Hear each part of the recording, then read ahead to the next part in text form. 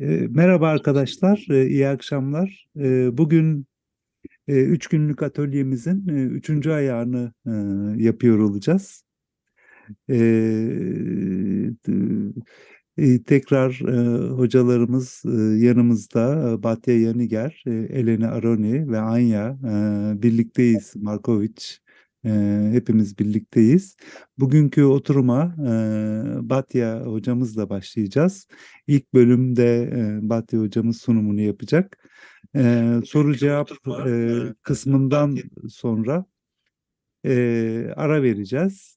İkinci kısımda Anya Markoviç bize sunumunu yapacak. Hepiniz için güzel bir oturum olmasını, pratiğinize çokça katkıda bulunmasını diliyorum bugünün. Tercümanımız Mert Elver de burada. Mert, sana da kolaylıklar diliyorum. 2 gündür çok güzel şekilde devam etti. Tercüme katkın için çok sağ ol, eksik olma. Ben sözü Mert'e ve Batya hocamıza bırakıyorum. Merhabalar. Hello everybody. And with that being said, Erkan passes the word to our dear instructors. I think Batya will be leading the session. Yeah. Mm-hmm. Okay. Hello everyone. And we've been sharing some tools of logotherapy that can help in a situation of crisis. And today I want to go back to the theory a little bit. Şimdi kriz durumunda bize yardımcı olabilecek bazı logoterapötik araçlardan bahsedeceğiz. Tabii bununla birlikte hani biraz teori kısmına geri dönüş yapmak istiyorum ben. Because there is no such thing as theory without how to apply the theory. Çünkü teorinin nasıl uygulanacağını bilmeden teori konuşamayız. And the most important part of the theory in logotherapy is the noetic dimension of the person, the human dimension that makes us unique as human beings. Yani terapide bizi eşsiz kılan o insani kısım olmadan, yani o insani boyut olmadan terapinin gerçekleşmesi mümkün değil. So when we understand that we are spiritual beings, we relate to ourselves differently, and we relate to other people differently. And that's why it influences the way we treat people. Yani biz ruhani varlıklarız. Ve o sebeple insanlara nasıl davrandığımız, hani bizi de karşımızdakini de tabii ki değiştiriyor. So what it means to be a spiritual being, according to logotherapy, is that we are free to decide how we shape our life and what we do in our life.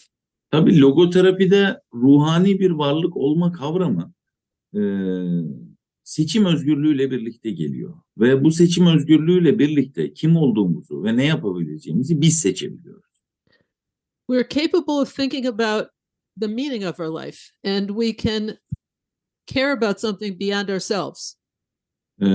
Hayatın anlamı hakkında düşünebiliyoruz ve kendimizden daha öte bir şeye de anlam bulabiliyoruz, daha aşkın bir şeyde.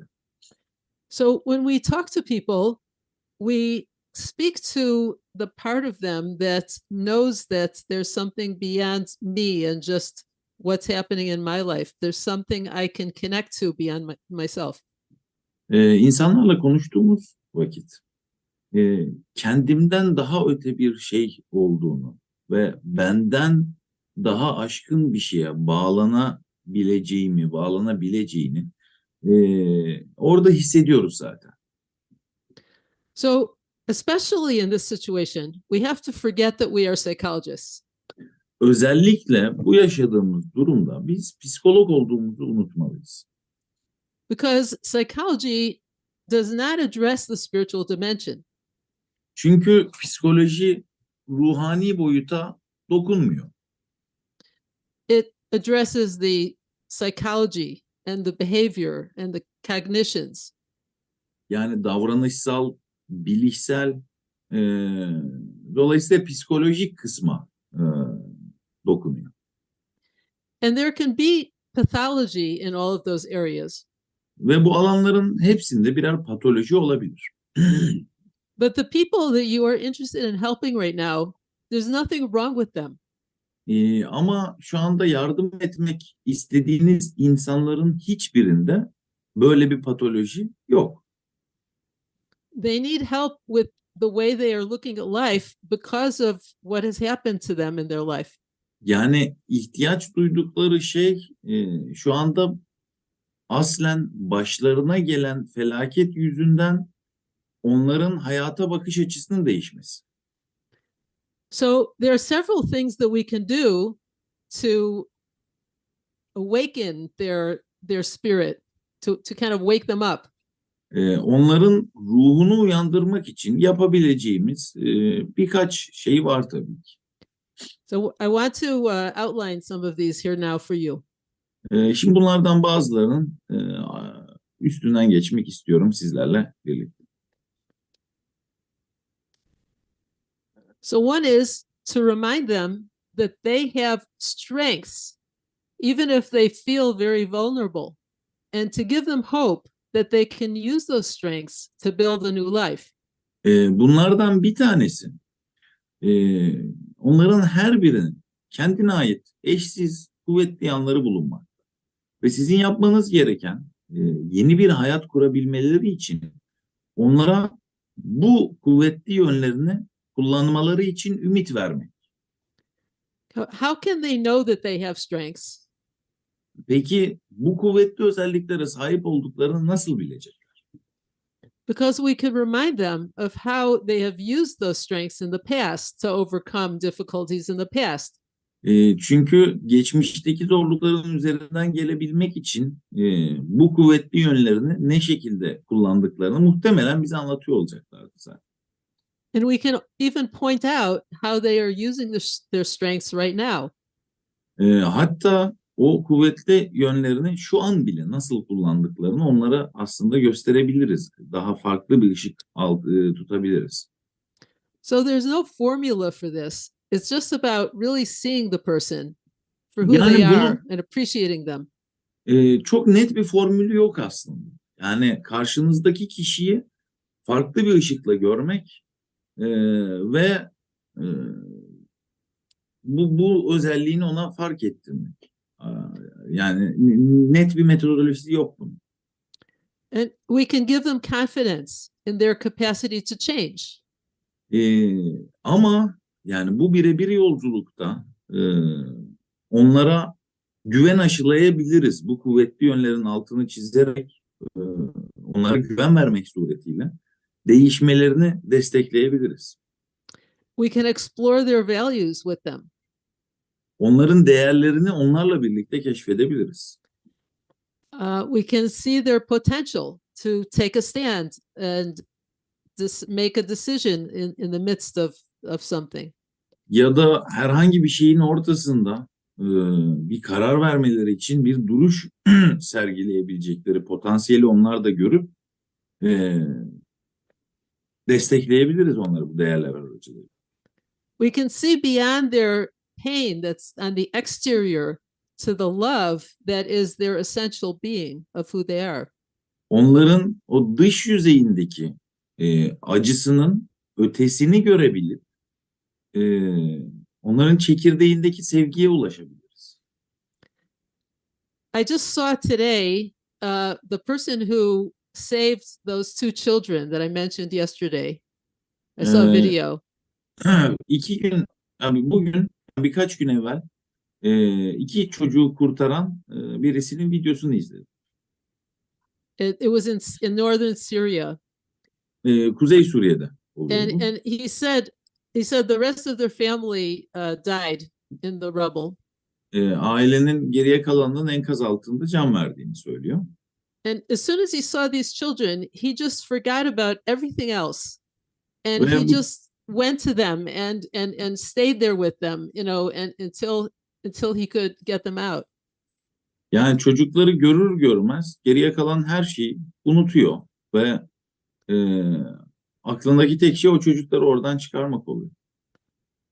So situations like this bring that out of us. That's the potential that we have as human beings. Yani içimizdeki potansiyel aslında insanoğlu olarak, insani varlıklar olarak bu. Yani bundan bahsediyorum. Bu potansiyele dokunabilmekten bahsediyorum.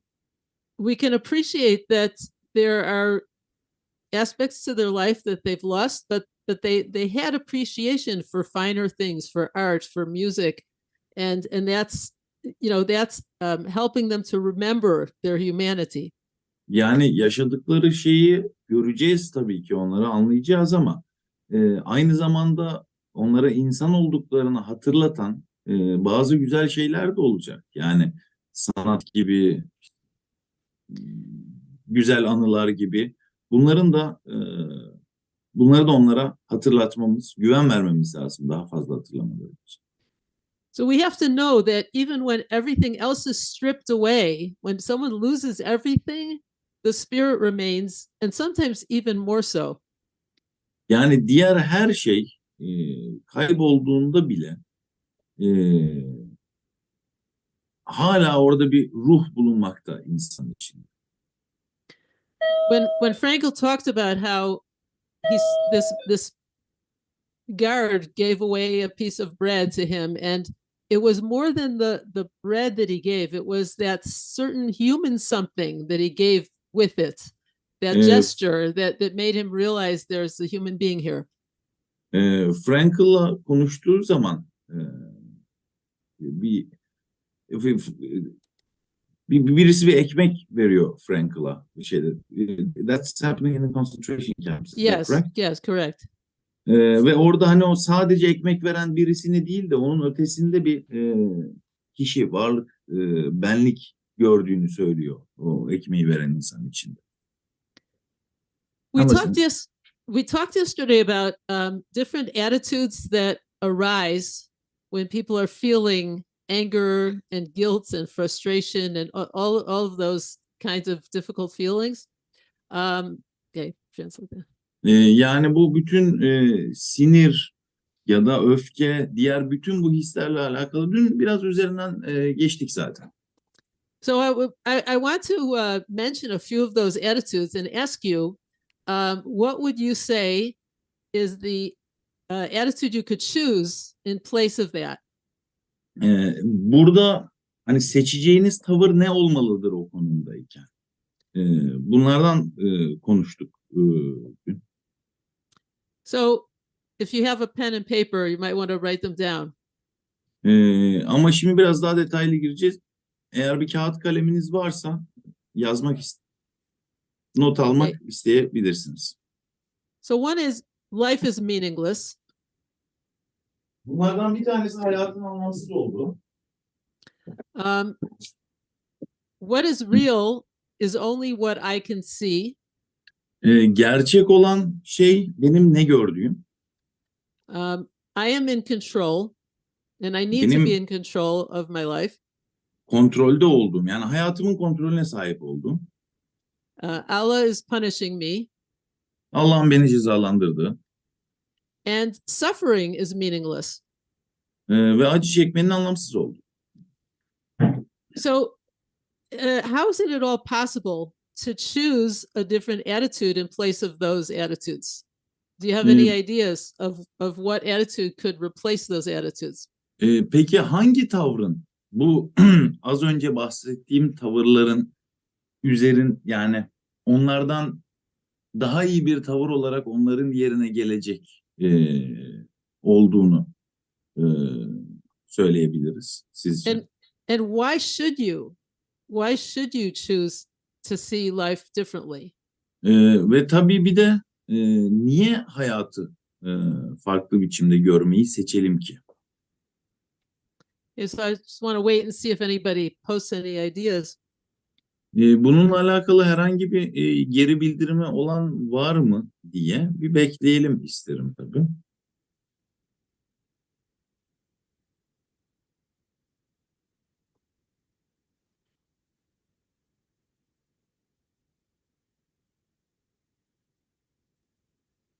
Bir katılımcı acıyı pozitif ve anlamlı olarak mı dönüştürmek?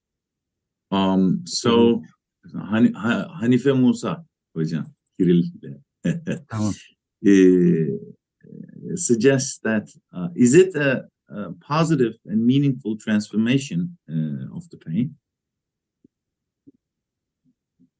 That we can have a meaningful transformation. We can is that the suggestion that the pain The can question be, actually. it's a Should question. should we be doing Yes. that? What I'm asking is, what is an alternative way of looking at life instead of those ways of looking that I mentioned? Yani bu niçin değiştirelim bu bakış açımızı? Az önce söylediğimiz işte negatif bakışlara değil de niçin pozitif ve anlam dolu bir yaklaşım sergileyelim? Soru bu aslında.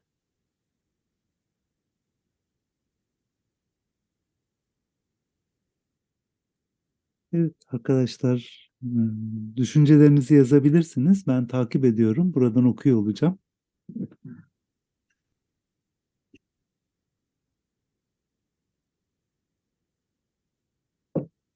Any ideas? Var mı herhangi bir fikir?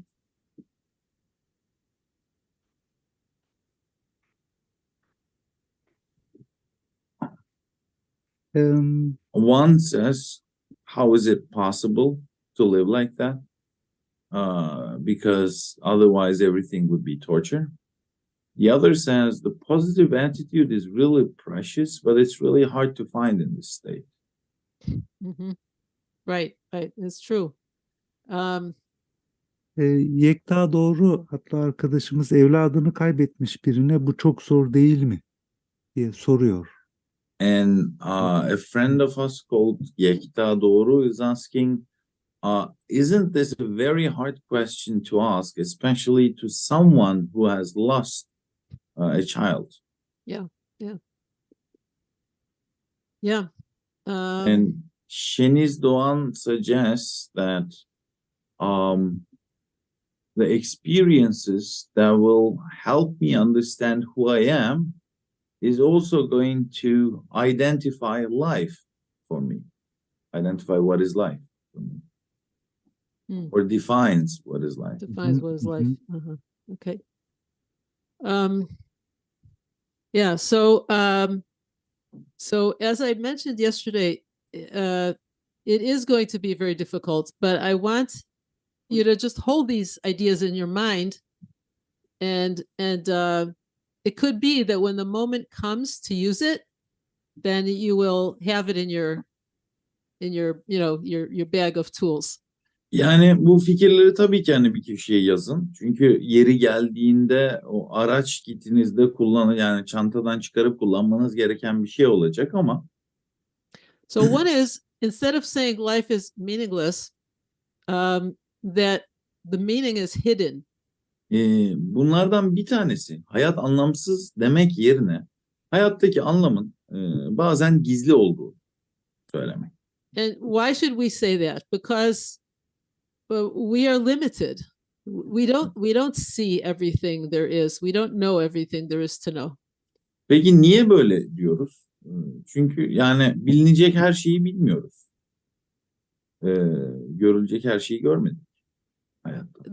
The same with the reality. The reality I see is what there is. Well, if you believe that there's more to reality than what you see, that can't be all there is, right?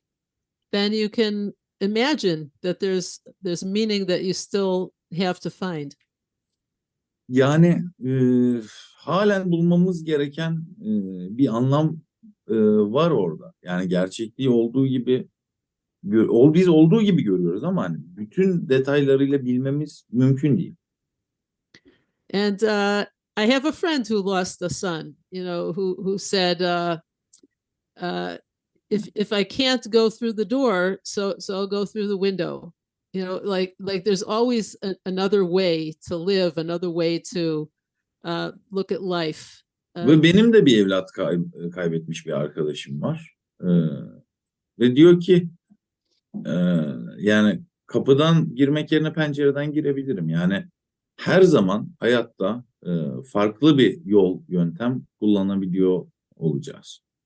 You know, and she said she became a different person afterwards, and she would never have wanted her son to die in order for her to become a different person, but both things are true. Yani She wouldn't want that. She wouldn't ask for that, but it is true that she grew as a person. Ben çocuğumu kaybetmiş olmak istemezdim. Ama çocuğumun kaybı benim bir insan olarak büyümeme yardımcı oldu. Demişti bana arkadaş. And when people say that Allah is punishing me, so, you know, what is the alternative? Allah is testing my faith. That's the alternative to that. Yani mesela işte Allah beni cezalandırıyor yerine Allah benim imanımı sınıyor, inancımı sınıyor olarak da değiştirebiliriz bunu. So, you know, whether people are used to talking about Allah in their daily life or not, there's everything that happens is a kind of test, you know, the kind of a challenge that we can learn to overcome. Yani gündelik hayatlarında insanların inançları ister çok kuvvetli olsun, ister zayıf olsun, ister hani bu şekilde Allah'tan bahsediyor olsunlar ya da olmasınlar. So regardless of their daily life, what was the following? Sorry. That everything in life is a test for them to overcome. Hayatlarındaki her şey onlar için aşmaları gereken bir sınav. Yani böyle düşünsünler ya da düşünmesinler. İnançları olsun ya da olmasın. I know another person who lost a son who said that she decided she would devote only 15 minutes every day to cry. And the rest of the time she would live her life. Gene başka bir arkadaşım çocuğunu kaybeden günde 15 dakika ağlamaya ayırdığını söylüyor. So at the first stage it could be something as simple as that. Yani ilk aşamada bu kadar basit bir şey olabilir mesela. To decide that she's not going to just cry all day long. Yani bütün gün ağlıyor olmayacak tabii ki. So there's something that we can choose in our attitude for every stage as well. Yani aslen her adımda, aşamada yapmak için seçebileceğimiz bir şeyler bulunmakta. And therefore, instead of saying suffering is meaningless, we can say that the suffering can help me to grow. İşte bu sebeple acı çekmek anlamsız demek yerine acı çekmek benim büyümeme yardımcı oluyor diyebiliriz. Okay, so maybe later on, Erkan or someone will have more to say about that. That's all I want to say right now about the noetic dimension. Yani belki Erkan hocam bir şeyler söyleyecektir şeyle alakalı. Ama yani ruhani boyutu yani özetleyecek olursak böyle. Okay, and I want to talk now about the idea of common humanity. Şimdi müşterek insanlıkla alakalı da bir şeylerden bahsetmek istiyorum. When people are in a common experience like this, they learn to come together. Yani insanlar böyle bir deneyimi ortak olarak paylaştıklarında genel olarak bir araya gelme eğilimi gösterir. Viktor Frankl said we need to find a common will to a common meaning. Viktor Frankl müşterek bir anlama, müşterek bir irade göstermemiz gerekir. Bunu bulmamız gerekir. Because as human beings, we all have a will that our life should have meaning and purpose. Çünkü insan olarak hepimizde hayatın bir amacı ve anlamı olması gerektiğine dair bir istenç vardır. And this is something we all have in common because each of us is a meaningful part of a meaningful whole. Ve tabii bu hepimiz için geçerli. Yani her birimiz anlamlı bir bütünün anlamlı bir parçası olmak istiyoruz aslında. Some people have difficulty receiving help. Bazı insanlar Yani yardım mı zor kabul ederler. Yapıları böyledir. But if we are each a meaningful part, where we play our part in the whole, then it's important to receive, and receiving is meaningful as well. Yani eğer doğru zamanda doğru şekilde alıyorsak alıcı olmak da anlamlı bir şey olabilir. Verici olmak da. And you will meet people like that who have trouble receiving help. Ve eminim hani siz de tanımışsınızdır. Yani yardım almaktan imtina eden insanlar olmuştur, görmüşsünüzdür. And maybe you can tell them that when they receive help, they are helping you to be able to give to them. Ama onlara şunu hatırlatmalısınız. Onlar bir şey almayı kabul ederken aslında sizin onlara bir şey veriyor olmanıza da izin veriyorlar. And you are both fulfilling a value, because the giver is fulfilling the value of compassion, and the receiver is fulfilling the value of gratitude. Yani burada ikiniz de aslında çok önemli birer insani değeri yerine getiriyor oluyorsunuz. Bu aranızdaki ilişkide veren taraf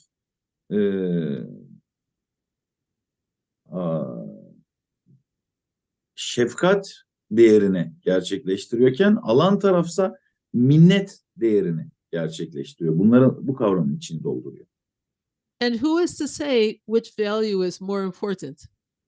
Peki yani bu değerlerden hangisinin daha üstün olduğunu kim belirleyebilir ki? Bu işin hakemi mi var? I want to make another point about common humanity. Şimdi bu müşterek insanlıkla alakalı başka bir başlığa değinmek istiyorum. There's a universal shared experience of suffering. Acı çekme deneyiminin bir evrensel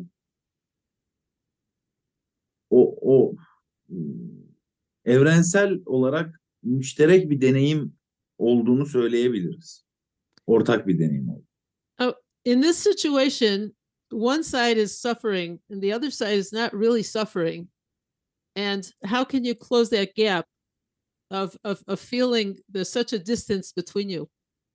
Şimdi ama bu yaşadığımız örnekte taraflardan biri çok acı çekiyorken diğeri aynı hisleri paylaşmıyor. Peki bu aradaki bu muazzam boşluğu nasıl kapatacağız? Nasıl bir ortak paydada buluşacağız? How can you get away from the recipient feeling, how can you possibly understand me? Yani beni nasıl anlıyor olabilirsiniz böyle bir acı çektiğim durum?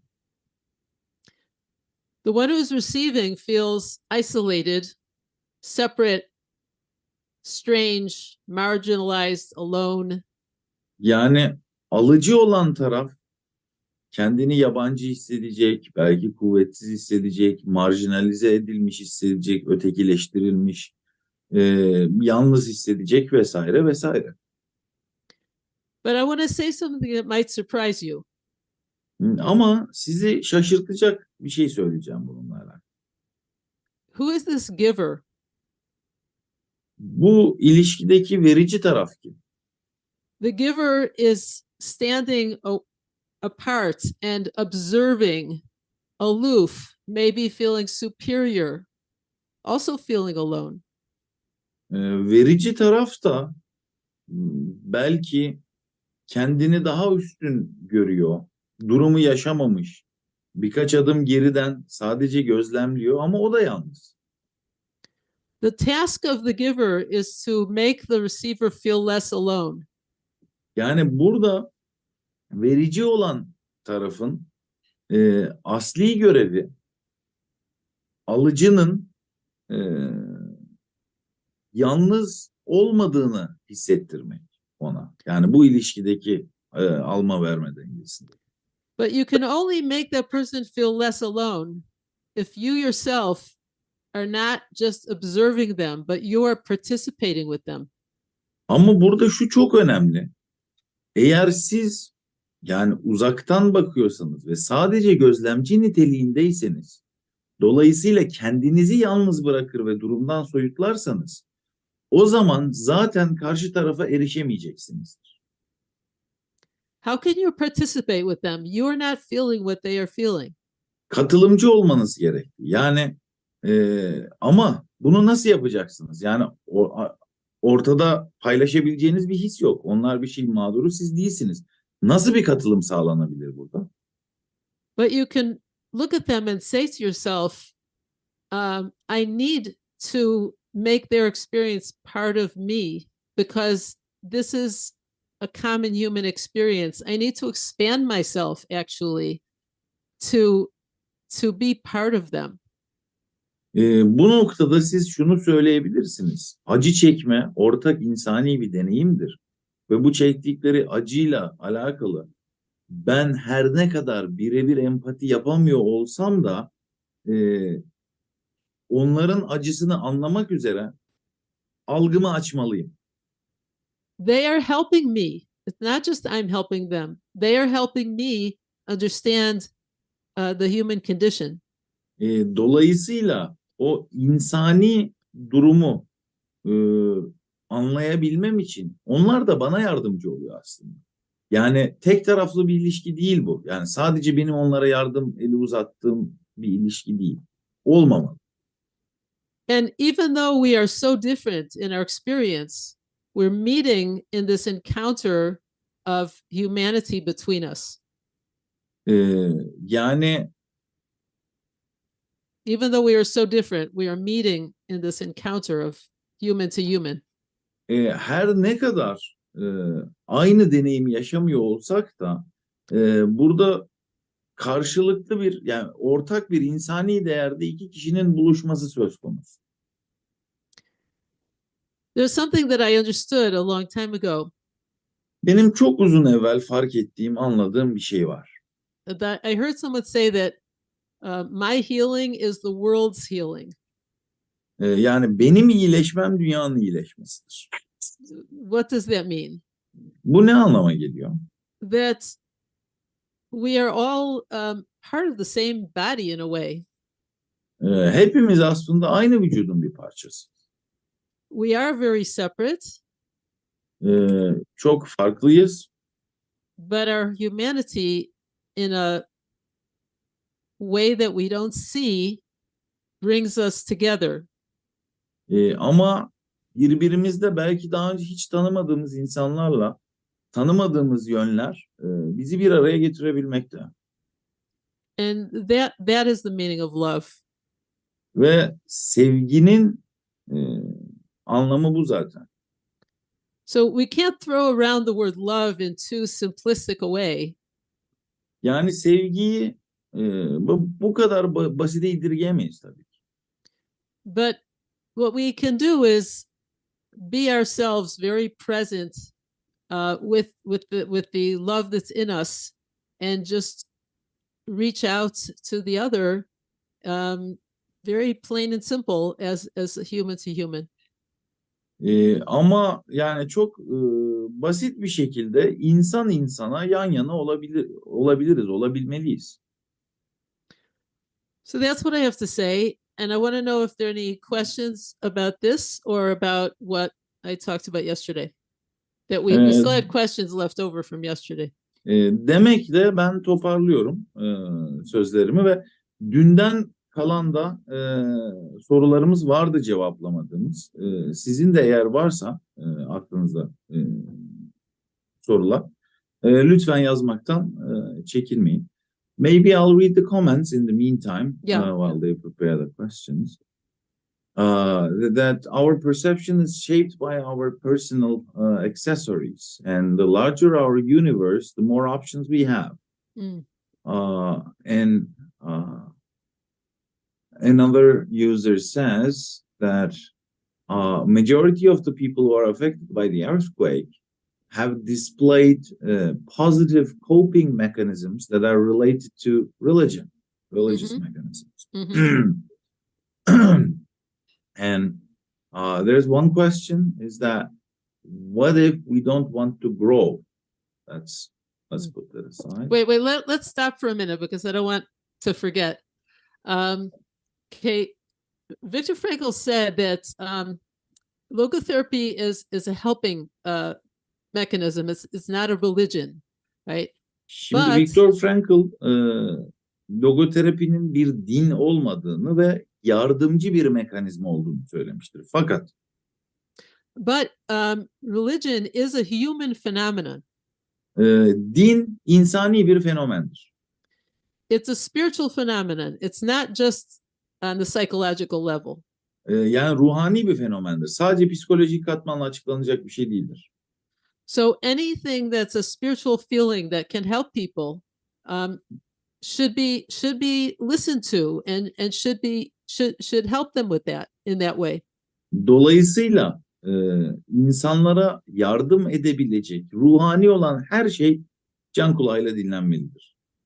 So you don't push people in that direction, but if somebody brings it up, then it's not as if I'm a psychologist, so I don't talk about religion.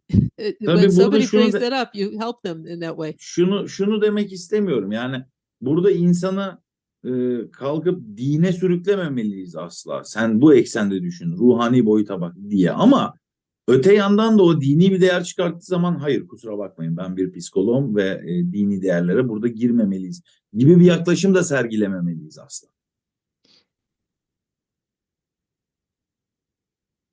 What was the other point that you said after that? I forgot now. Two questions is that one says, what if we don't want to grow? Oh, okay, wait, let me one at a time. So what if we don't want to grow? Mm-hmm. Yeah. Actually, there's a lot. I mean, would you like me to read them like from the top to the beginning, and then you'll make, because there's a lot, and I just want you to pick. People write one thing after another. All right. I'm gonna forget. I'll just give a short answer, and you'll read them, and I'll give an answer, and then other people can also maybe add more after I leave. So. Şimdi acı çekmem büyümeme yardımcı oluyor. Özür dilerim. Peki ya büyümek istemezsek sorusunun cevabını veriyoruz şu an. So you don't talk to people. You talk to people in their language. Şimdi insanlarla kendi dillerinde konuşmalısınız. So if they feel like I don't want to, what if I don't want to grow? So don't talk about growing. Talk about like Eleni said yesterday. Like, is it true that you built this building? And talk to them about things that they can relate to. Eğer büyümek istemiyorlarsa o zaman onların kendileriyle ilişkilendirebileceği şeyler hakkında konuşun. Suçluluk mu duymak istiyorlar? O zaman dün Eleni'nin yaptığı gibi işte bu binayı sen mi yaptın sorusunu yöneltin. Ya da o başlıklarda konuşun onlarla. Like using humor. So that will help them grow without talking about growing. Yani büyümeden konuşmadan bile onların büyümesine yardımcı olacaktır aslında bu diyalog. Okay. What's the next question? No question. I mean, but there were long comments which I skipped. Let me say that.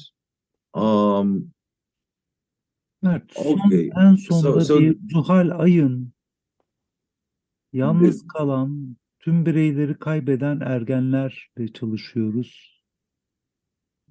Şimdi ondan durumu çok zor. Burayı Zuhal Ay'ın. O Zuhal Ay'ın bir önceki yorumuna şey yapacaktım. Ben biraz daha yukarı gittim. Atladıklarımız oldu diye de. Hoca arkadaşım. Tamam. So one thing is that finding true meaning, understanding that we are not an infinite being, and attaching to the infinite one, and understanding that everything's temporary. Mm-hmm. And then another comment says, because there are lots of negativities in life, and positive attitude helps remain things in balance, because there is positivity and negativity in life. And another one says that what we are experiencing is bitter. That's true.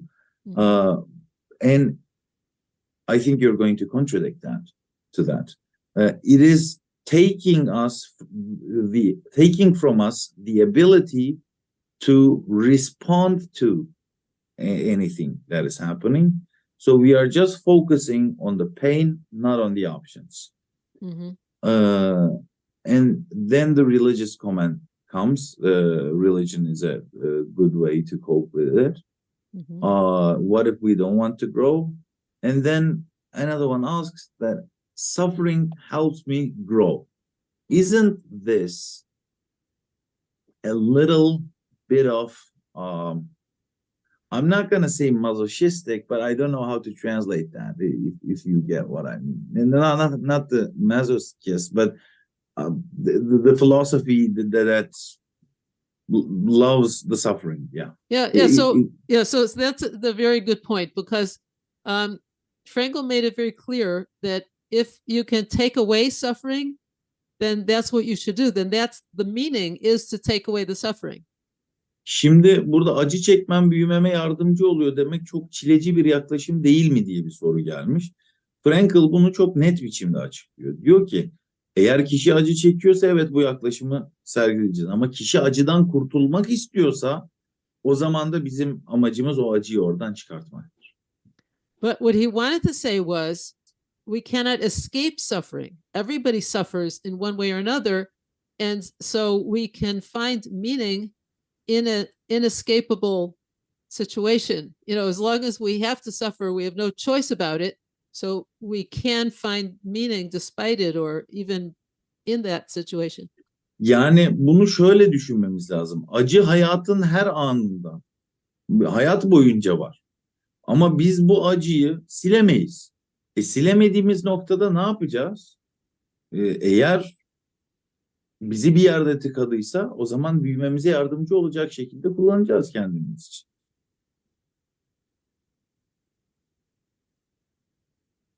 And what you said about the comment about how we don't have any choices. So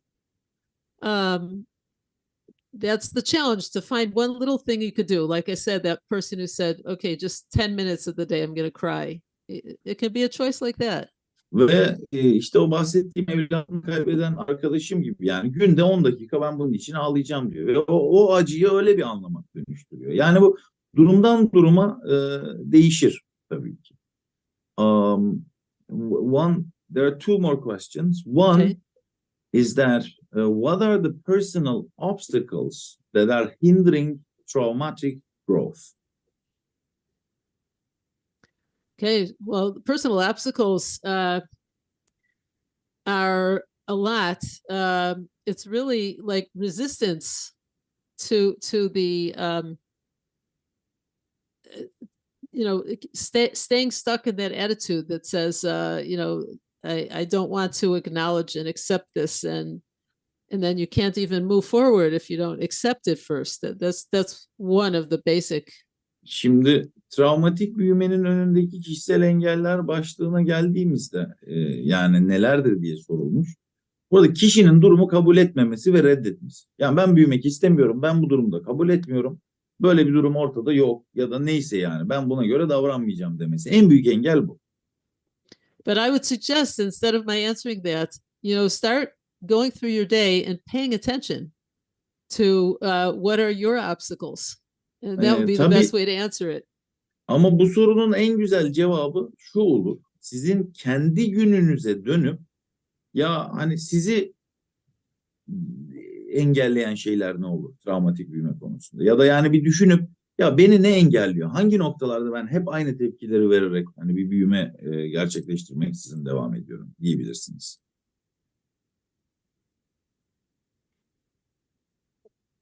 Ve böylece cevaplayabilirsiniz bu soruyu.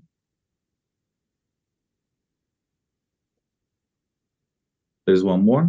Okay. The last one, actually. We are working with adolescents that have lost all their family members. And it's really hard to attribute a meaning to that. Can you say something that will help us about it? Yeah. Attributing a meaning is, in that kind of situation, can only come with time. And everyone here is going to talk about that more in the second hour. So, I think I'll just leave it to you. Okay. But maybe treasure chest, past memories. Past memories. Past memories. Treasure chest. The treasure chest of past memories. Yeah, the memories of the family that they keep with them. Şimdi burada öğlen diyorum. Bir sonraki oturumda özellikle bu başlıkta yani bu zor duruma anlam verebilmeyle alakalı bir sunumlar olacak ama Erkan Hoca hazine sandığından bahsetti. Yani bu ergenlerin durumunda. Nedir hazine sandığı? Geçmişte çok kıymet verdiği özel anıları tekrar dışarı çıkartıp ona hatırlatabiliriz, değil mi hocam? Yani Yani ailesi öldü. Yani bunun için üzüntümüzü belirtebiliriz. Acısını paylaştığımızı belirtebiliriz. Bunun dışında bir şey yok. Yani ölmüş ailesi. Fakat anılar bir yere gitmedi. Gitmeyecekti. Yani kaybının acısına nasıl dayanacak? Yaşanmış güzel anıları hatırlayarak dayanacak. Başka bir seçenek yok aslında. Yani burada bizim yani Batya hocamızın öne çıkarmaya çalıştığı nokta insan ıstırabıyla nasıl bir ilişki kuracağız? İnsan ıstırabının farklı farklı yönleri var. Yani en sevdiğimin ölümünden fiziksel yaralanmama, işte maddi zarara, olasılıkların kaybına, bunun her biriyle farklı bir kipte ilişki kurulabilir. Şimdi bir sevdiğim birisi ölmüşse, onunla, onun kaybının acısıyla, yani hepimiz bir yakınımızı kaybetmişizdir belli bir yaşa geldiysek veya bir arkadaşımızı kaybetmişizdir. Güzel anıları hatırlarız. Bu bizi tutar. So yeah, he basically explained the concept of the treasure chest. Can I Okay, jump? I would like to leave at this point because I need to leave soon and anyway, and I leave it up to everyone here to continue in your very able way. Okay, so it's been a pleasure. Batya hocamız, lütfen Mert kusura bakma. Thank you, Bat. Buyur. Okay, bye. Buyur Erkan abi. Batya hocamız burada ayrılmak durumunda sevgili arkadaşlar. Kendisi biz 2014 yılından beri tanıyoruz. Çok defalar geldi İstanbul'a. Burada uzun uzun kalıp bize eğitimler verdi. Çok değerli bir insan, kalbimizde çok yeri olan bir insan. Bu zor günlerimizde de bu katılımından dolayı, çabasından dolayı kendisine minnettarız. Çok çok teşekkür ediyoruz. Mert sen söyle istersen. Yeah, Okay. thank you very much for your Okay. cooperation and how much we know you. You're Yeah. valuable to us, Okay. and so on. And Okay. thus, with that being said, we are saying goodbye to. Okay, bye. Ayrıca Eleni Aroni Yunanistan'dan ben kendisiyle kısa bir süre önce tanıştım. Yine logoterapi ile ilgili ortamlarda. Çok değerli bir meslektaşımız. Kendisine katkılarından dolayı ayrıca minnettarız. And we're also grateful to Eleni Aroni, who I met a few days ago, but who is a very valuable member of the Logoterapeutical Society. And then we're also thankful to her for her contributions. I can take a few questions if you want till the break, because I will have to leave also. I will not be in the second part. So if we have a few minutes, if you want, I can take a few questions. Şimdi son birkaç dakikası var. Eleni hocamız da gitmek zorunda. Arayı vermeden önce there is one question which is structural to previous questions, so I think it's better if you understand that as a psychotherapist. Well, you know, there was a question related to the obstacles against the traumatic growth, right? Yeah. So the same person reiterated the question after Batya's response, suggesting that in this case, should we leave the trauma and work with the personality Organization. organization? You say that The personality of the psychology. Yes, I understand. Okay. Structure. So I will answer that.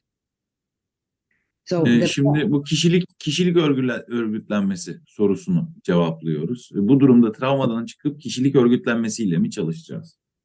okay. The person that made this question has a perception that there are obstacles in the traumatic experience, right? This person that asked the question has this perception, right? Hı. So these are his own obstacles, and it's better for him to work with the psychology.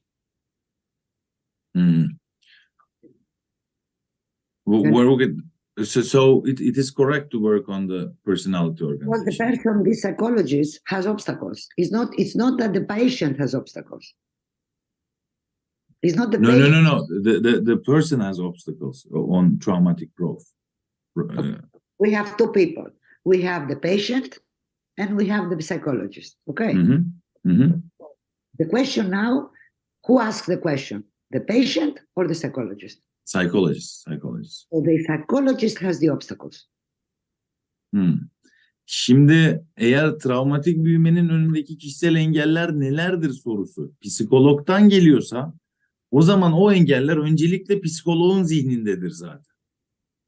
And it's good for the psychologist to work with whatever he believes he can give to the patient. Yani bunu negatif anlamda anlamayın. Yani bu ilişki yani psikolog yani danışan ve terapist ilişkisinde zaten psikolog kendi neyi hissediyorsa onu yansıtmaktadır danışanla. Yeah, that is going to be good for the patient and for the psychologist. Ve it is going to be very good for the patient to work with anything that the psychologist believes he can work with. Ve eğer psikolog bir şeye inanıyorsa, yani örnek veriyorum, travmatik büyümenin önünde kişisel engeller olduğuna inanıyorsa ve bu durumda işte kişilik örgütlenmesi üzerine çalışılacağına inanıyorsa, o zaman o kişinin psikologla etkileşimli bir biçimde ve buna karşılık veriyorsa danışan, üzerinde çalışması çok doğru bir yaklaşımdır ve faydalı bir yaklaşımdır. As you remember, I showed you emotional freedom technique 2 days ago. Şimdi hatırlarsanız 2 gün önce bu duygusal özgürlük EFT tekniğinden bahsettim size. So, this was created from a psychologist that had obstacles. The psychologist had obstacles to help a patient that had fear to go in the water. Şimdi bunu az önce söylediğimle nasıl örtüştüreceğiz? Yani hani cevaplar benim de kafamda tercüme ederken oturmadı. Diyor ki o teknikler bir psikolog tarafından bir danışana yardım edemediği için alternatif olarak geliştirdiği tekniklerdir. So he tried this technique, but nothing with the patient. The patient was afraid of the water, was having panic attack whenever he saw the water. Sudan korkuyor danışan ve ne zaman su görse bir panik atak yaşıyor. So the psychiatrist, because he was doing acupuncture for himself, he said, maybe I start doing like this and see if that works, because he didn't know what to do. Şimdi ne yapacağını bilmiyor ve diyor ki hani bu hareketleri yapmasını söylersem, tabii hani akupunktur temeli var psikiyatristin. Bir deneyelim diyor, yani akupunktur noktalarında uyarılma oluyorsa belki bir pozitif uyarılma olur diyor ve o hareketleri yaptırmaya başlıyor. He was very desperate. He didn't know. He was desperate, the psychiatrist. He didn't know what to do. So he said, çaresiz de psikiyatrist, yani hani o engellere sahipti. Ne yapacağını bilemiyor. and he did this with a patient. Bunları yaptırmaya başlıyor Two times, danışanım. 2 times. 2 defa, 3 defa. And outside of his clinic, there was a swimming pool. Ve kliniğin hemen dışında da bir yüzme havuzu var. And he looks the patient going out of the clinic and go in the swimming pool and say, I swim, I swim, I swim. Ve bunları yaparak yüzebilir hale geliyor danışan. Yani onun artık yüzebiliyorum dediğini görüyor. So if the psychologist has obstacles, it's not a bad thing. Yani bir psikoloğun eğer psikolog engelle karşılaşıyorsa bu kötü bir şey değildir. He can be creative. Yaratıcı olabilir. Burada bir problem yok. And he will go with his love, maybe he find a new method. Ve belki içindeki sevgiyle birlikte yeni bir yöntem geliştirecektir. Kişiyi de tanıyarak. It was helpful. Ümit ediyorum ki bu yardımcı olmuştur. With that being said, we are a little late for the break, so I will say to you goodbye. Thank you very much. It was a big honor for me to be here for all these people. It was a big honor. Şimdi çok teşekkür ederiz. Elena Hoca'nın da vakti bitti. Arayı vermekte de birazcık geciktik. Çok büyük bir onur olduğunu söylüyor. Herkesle tanışmanın, burada sizlere hizmet verebilmenin. Thank you very much. Çok teşekkürler. Thank you, Eleni. Thank you, Eleni. Thank you. Thank you. Peki. Arkadaşlar bir 10 dakika ara vereceğiz. 6 çeyrek mi diyelim? Tamam, 6 çeyrekte 18-15'te devam edeceğiz. Anya, we will give a short break. We will continue at 15 past 18 Okay. for İstanbul o'clock. In 10 minutes, we will continue with your presentation. All right. See you Okay, soon. 10 dakika sonra Anya arkadaşımızın sunumuyla devam edeceğiz arkadaşlar. Görüşmek üzere.